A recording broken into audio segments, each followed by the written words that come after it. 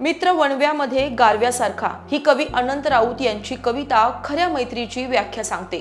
रक्ताच्या नात्यापेक्षाही मैत्रीचं नातं हे फार घट्ट असतं। पण एखाद्याचं आपल्या मित्रावर किती प्रेम असावं। सोलापुरातून दोन जिवलग मित्रांची काळीज पिळवटून टाकणारी घटना समोर आली आहे। मित्राचं अचानक निघून जाणं दुसऱ्या मित्राला सहन झालं नाही आणि पुढे जे घडलं त्यानं अख्खं सोलापूर हादरून गेलं।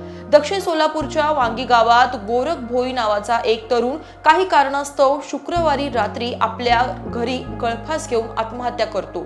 दुसऱ्या दिवशी शनिवारी गोरख भोईचा अंत्यविधी सुरू असताना त्याचा जिवलग यार सुरेश या दरम्यान तेथून अचानक निघून जातो।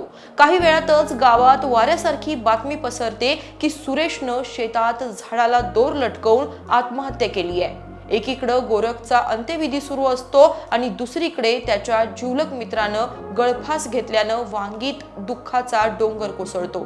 दक्षिण सोलापुरातील मंद्रुप पोलीस ठाण्यात या दोन्ही आत्महत्येची स्वतंत्रपणे नोंद करण्यात आली असून गोरख आणि सुरेश या दोघांनीही आत्महत्या का केली याचा तपास पोलीस करत आहेत।